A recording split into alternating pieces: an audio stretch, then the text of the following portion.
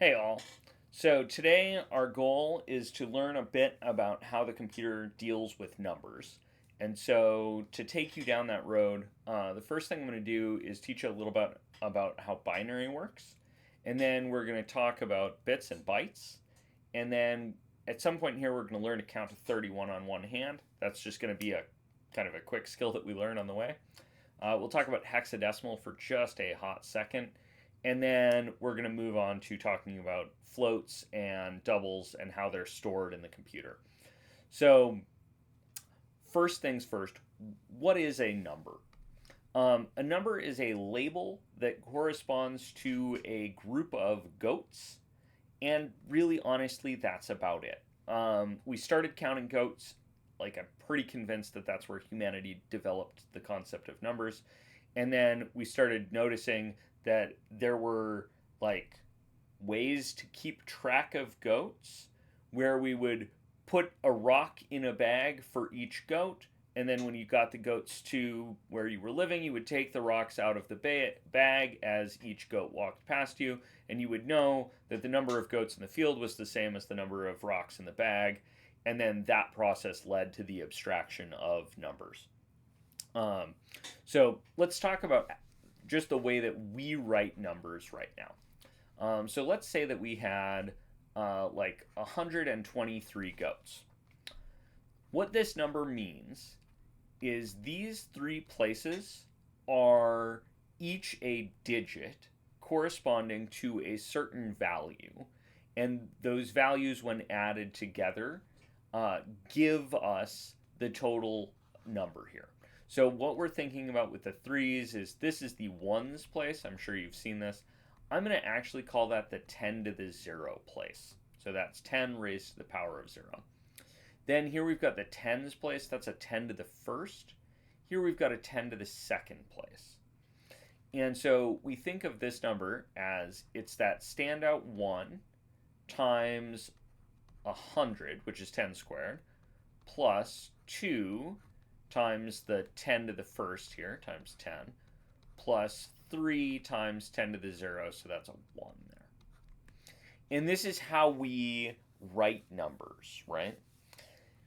What if we wanted to express a number in terms of switches that were either on or off? In that case, I couldn't have a 3 or even a 2. I would be limited to ones and zeros. So this thing here is a decimal number or a base 10 number. What we're going to talk about right now is going to be a binary number. So let me start with a easier one. So let's talk about 12 in base. Actually, let's talk about 13. That'll make my life just a little bit more complicated. So we'll talk about 13 in base 10 is the same as, and here I'm going to build some slots, and these are going to be in powers of 2. So we're going to have a 1 slot, that's 2 to the 0, and we're going to have a 2's slot, we're going to have a 4's slot, and we're going to have an 8 slot. So if I want to talk about the number 13, that's 1 8, and then I have 5 left, so that's a 4, and then I have, that's 12 so far, so I'm missing one more, and I have no 2's, so I put a 0 in there. So 13 base 10 is the same thing as 1101 in base 2. So 1101 in binary is the representation of the number 13 in decimal. Let's try that with another number. Let's say, let's take 19. So 19 base 10. I'm going to need one more spot for that. So I've got my 1 spot, my 2 spot, my 4 spot, my 8 spot, and on this one I need a 16 spot. So it's a 16, and then we've got 3 left, so there's no 8s, there's no 4s, there's a 2 and a 1. So 19 base 10 is the same as 10011 in base 2. Hope that's making sense. So let's learn to count with our oh, actually, let's label these. So each of these little dudes here, each of these on or off, is a bit. So a bit is just a fancy way of saying it is a place in a binary number. So it's a digit in a binary number is a bit. So they're either 0 or 1. So this thing here is a 4-bit number, and this thing here is a 5-bit number. And we could fatten both of these up to be stored in a set size, which we would want to do if we were storing lots of numbers. The reason for that is if I'm storing lots of numbers on a whole bunch of little rocks that I tricked into thinking for me, I'm probably going to want to know how long they each are, so that I know where the switches that describe one number end and the switches that describe the next number begin. So when we do that, we tend to do something like, let's talk about an 8-bit number. So when we talk about an 8-bit number, that's going to be 1, 2, 3, 4, 5, 6, 7, 8 spots. And these guys here, so let's fatten up our number for 13, right? So I know that I need a 1 in the 1 spot, a 0 in the 2 spot, a 1 in the 4 spot, and a 1 in the 8 spot.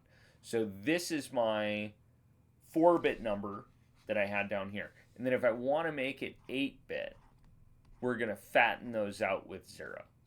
So this is 13 base 10 in 8-bit binary is this guy here. Hoping that's making sense. So this whole thing here, 8 bits, makes a byte. So a byte is a standard storage size, and the reason we use a byte is because it encodes a reasonably large number. We could figure out what the biggest number we can store in a byte is. So what's the biggest number we can store in 8-bit, which is the same as 1 byte? So let's think about that. I'm going to be going like this. So I've got my 8 slots, and the biggest number I could make is where they're all filled up, right?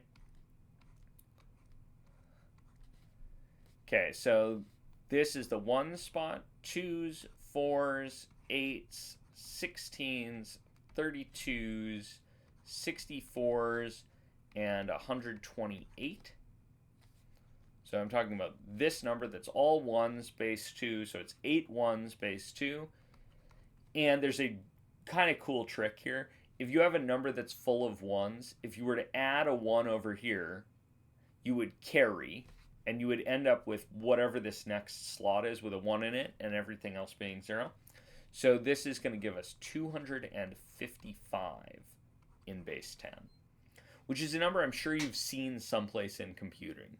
So the reason that lots of fields for health or for mana or for experience or whatever, if you play some old video games, you'll see the number 255 cropping up lots. The reason that number crops up lots is that's the maximum number you can keep in 1 byte of storage space. Notice that there are actually 256 numbers I can encode here. 0 is one of them. So in a byte, we can fit 256 numbers. The smallest number is 0. The biggest number is 255. Now, in some encoding schemes, you use that first bit as a sign bit. So that first bit is 0 if it's positive and 1 if it's negative or something.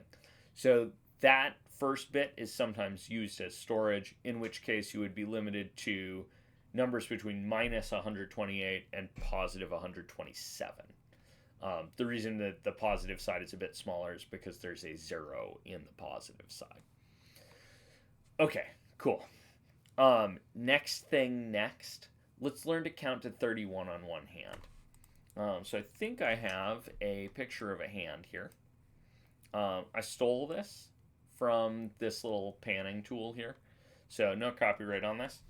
I want you to get out your own hand and play along with me here. So we're going to tag each of the fingers as a place. So the thumb is going to be our ones place. Pointer finger is going to be our twos place. Middle finger is going to be our fours place. Ring finger is going to be our fives place. Oops, not fives. That should be eights place. And our pinky is going to be our 16s place. So when we're counting, right, we're going to start with 0. So fist is 0, then 1. Then we can think about adding. So we're going to add 1 here, which is going to put this down and force us to carry to the next digit. So now we've got a 2, and then 3. I'm trying to figure out where to hold my hand to make this really obvious. Maybe I'll just hold it in front of my face. So 2, this is 3. So a 2 and a 1. What's this guy? That guy's a 4, a 2, and a 1, so that's 7. Where the heck did the extra numbers go? Okay, let's check it. So first things first, 1 here, then 2 here, then 3 here, then 4 should be, we're going to add 1 to the thumb, just going to fold it in and carry. So we're going to add 1 to the pointer, that's going to fold it in and carry. So now I've got 4 here.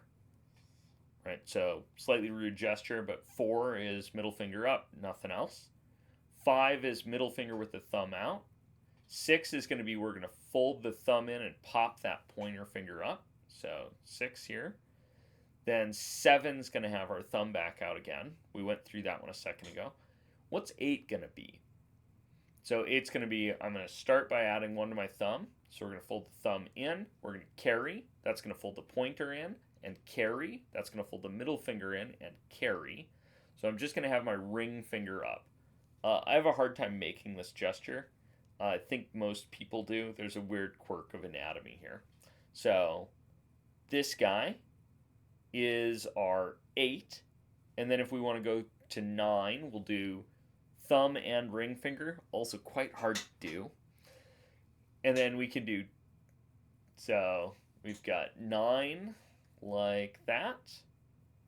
Then 10 is going to be this guy. Ring finger and pointer finger up. Then where's 11? That's going to be pointer, ring, and thumb. So the pointer and the pointer and the thumb are 3 together, and the ring is 8, so that's 11. 12's going to be here. 13 is thumb out. 14 is 3 fingers up. That's like Weeblo Scouts or something. 15 is going to be these guys up. And if we give 1 more, we're going to get to 16, 17, 18, 19, 20, 21, 22, 23, 24, 25, 26, that one's hard to do, 27, 28, 29, 30, 31. So all fingers are 31. And then if you want to kick it to the next hand, 32. And then we can keep going. So you might ask yourself how high can we count?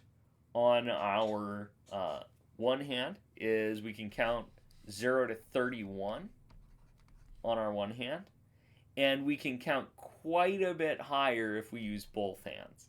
So I'll let you guys figure out how high you can get. It's kind of cool. All right, so that's our kind of method for counting on our hands. That's us learning binary. Let me tease hexadecimal just a little bit here. So hexadecimal is base 16. And you might notice that we have here, this first slot is base 16,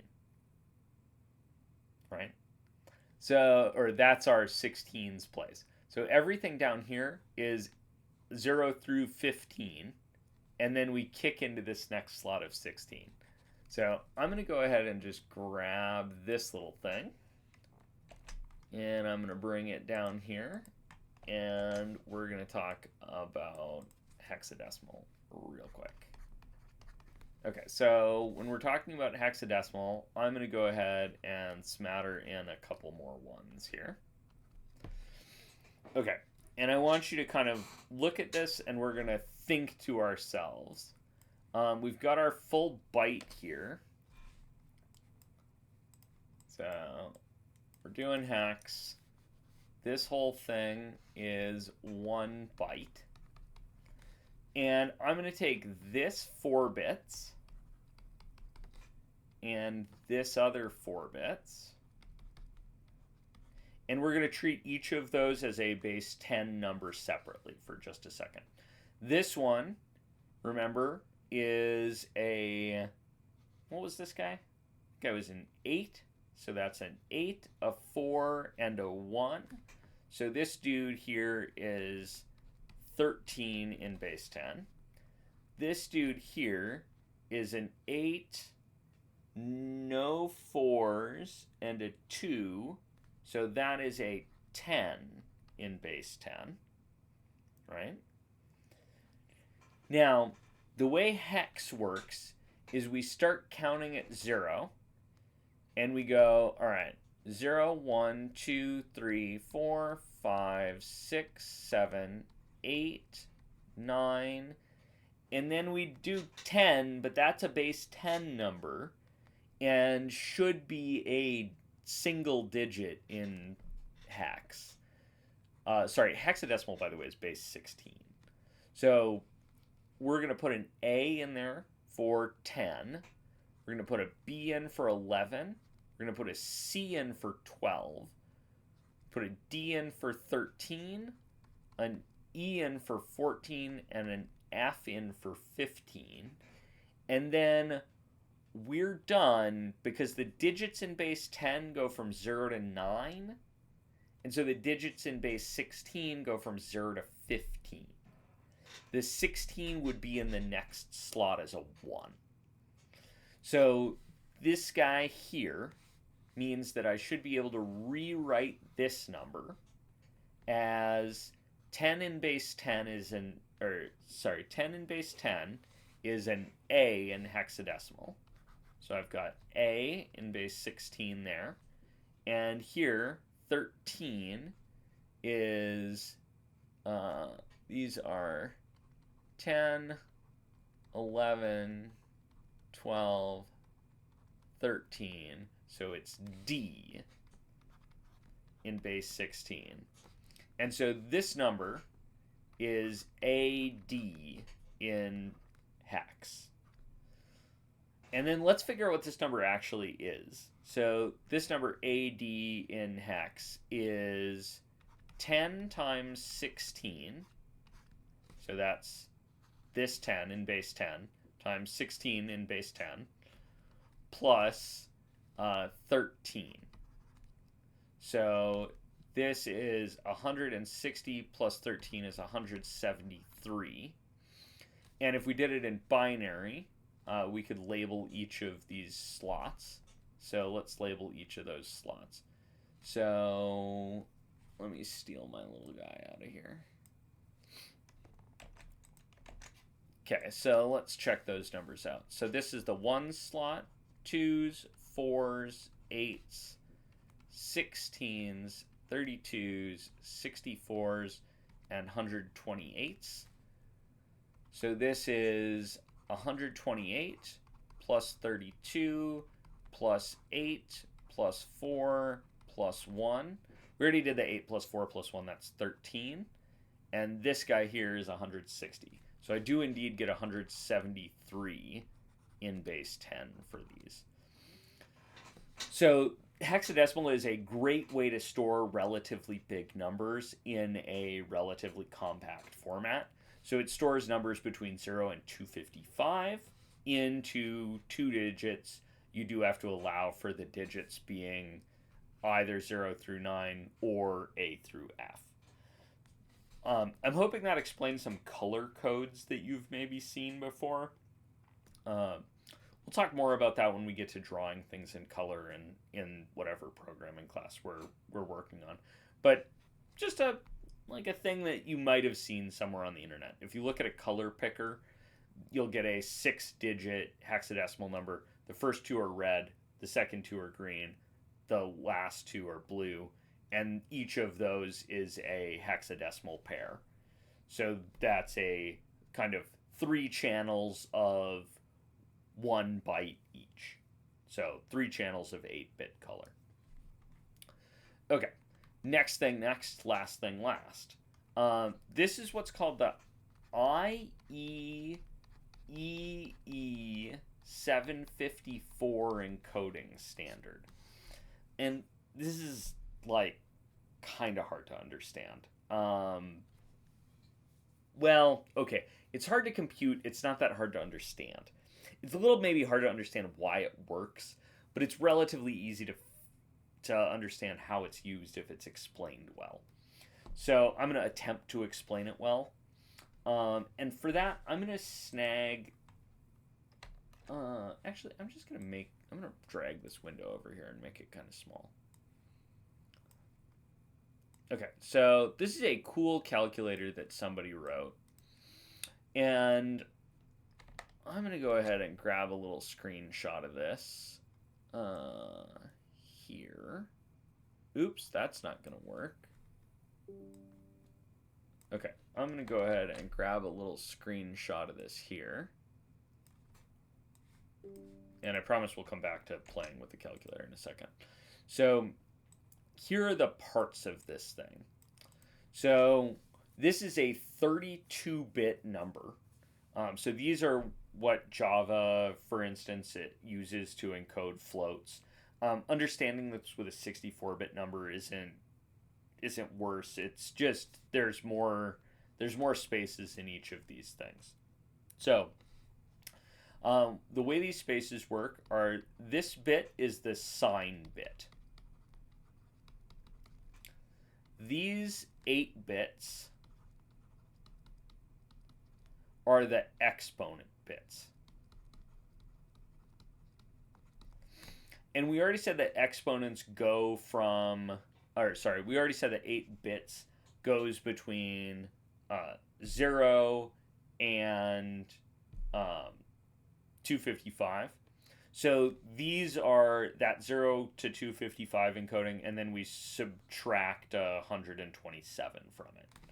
So in order to get this exponent, you take this number here and subtract 126 from it. So that gives us our exponent. And this stuff here is the fractional piece. That said, that's a bit of a lie. There's a reason to call it the mantissa or whatever this word is. The reason that you might call it that is that it's not really the fractional piece, because the fractional piece is kind of given by the exponent as well. So the idea here is that when you want to make a number, what you do is you take -1 raised to the sign bit, which is either 1 or 0. So in this case, it's 0. And then you multiply that by 2 raised to the exponent bit, modified a little bit. So I'm going to put exponent-ish. And that's really just because there's that little subtraction process in there. And then we're going to multiply by 1 plus the number that's in the mantissa. So let's play with that little calculator here. So here's my little calculator. And if we're messing around with this, like here's me making -0. Okay, bit weird. -0 is a thing. Uh, let's go ahead and put a 1 here. So that would encode to 128, and we're subtracting 127 from it. So we're getting an exponent of 1 here. So we're getting the number 2. We can make it -2 by flipping this first bit. And then here we can go ahead and change the mantissa. So the mantissa is 1 plus these guys, and each of these guys is encoded as a fraction over 2. So this first one is the 1/2 box.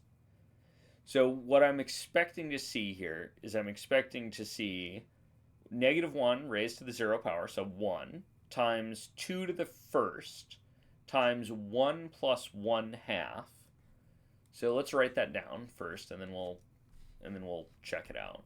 So if I go and grab my little mantissa, or my little thingamajig here, and I'm saying, all right, an x here is going to make the exponent 1. This is going to make our sign 0. And then this guy, if we put an x here, we should be multiplying by 1 plus 1/2. That's the 1/2 is the number that's encoded here. So this is the kind of 1/2 spot of the mantissa. This is the 1/4 spot. This is the 1/8 spot. And so what we should see here is we should see that this encodes -1 raised to the 0 times 2 to the first times 1 plus 1/2 should give us 2 times 3/2 should give us 3. So let's drag our little thing over here and check that. Hey, cool. Shit works. All right. So let's encode a slightly more complicated number and check that we're correct. Okay, so this time I'm gonna check the negative sign. I'm gonna check the 2 spot here, so that should get me a number there. We'll check that one. Let's leave that guy alone for a second. All right, and then let's check, say, this one and this one. So I should get out of this a yield of -1 to the 1, so that's going to be a negative number, times 2 to the first, times 1 plus 1/2 plus 1/8. And that's because this is the half box here, this first one. We have nothing in the quarter box, and we have something in the eighth box. So then we should add this together. Fractions are hard. So that's 8/8 plus 4/8 plus 1/8. That's 13/8. So we should get 13 quarters, but it's negative. So that should be -3.25. So let's go ahead and grab that. So I said we were selecting that one, and that one. -3.25. Boom. Cool. What's kind of neat here is that the mantissa is always a number between 1 and 2. And then this guy works by powers of 2. So let's take one more try here. All right, so for our one more try, we're going to go ahead, we're going to grab our little box here, and we're going to say, all right, I'm going to leave this blank. Now I'm going to check this guy and this guy. Then we're going to go ahead and we're going to check, let's do this guy. Actually, let's not do that one. We've done that one a bunch of times. Let's do this guy, and that one. And then let's figure out what we've got. So this exponent piece, the number that's encoded here is, let's see, we've got our 128 there, and our one more should be 129. We'll subtract 127. And so this ought to be So the number we're encoding in binary here is 129. Subtract 127. This should be 2 squared here. And then in our mantissa, we've got, this is the quarter box, eighth box. That's a 16th box there. This would be a 32nd box, so this is a 64th box here. So we should get 2 squared, oops, I've been writing these over here. So that should give me a -1 to the 0, so we should be dealing with a positive number. We should have a 2 squared here, so that should be a 4.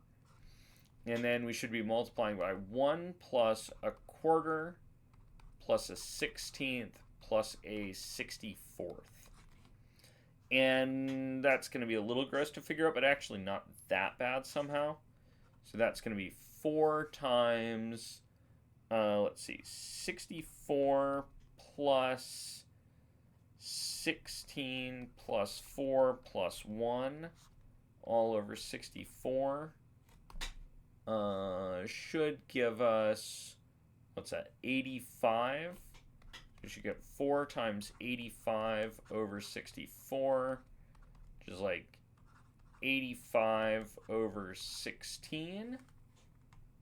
So let's grab our little box here and let's check. Sorry, I'm going to check the boxes off where you can't see them so I can actually see. Let's see. So box. So second, fourth, and sixth boxes. So I got out of that 5.3125, and we should do 85 divided by 13. Uh-oh, I screwed some. Oh, not 13, Joe. Silly. 5.3125. Cool. Math, it does be working sometimes. Okay, so this is what's called the IEEE 74 or 754 encoding standard. This isn't the encoding standard that every language uses for floats, but it is certainly a common one. I hope this made some degree of sense. If this didn't make any sense at all, maybe just know that computers are rocks we trick to think, and there's a bunch of complicated math involved in tricking them into thinking for us. That's what I've got for you guys today on what is a number. If you want some more of this, do hit me up. This is certainly something that it's okay to be confused about and ask some questions in class. All right, I will catch you guys later.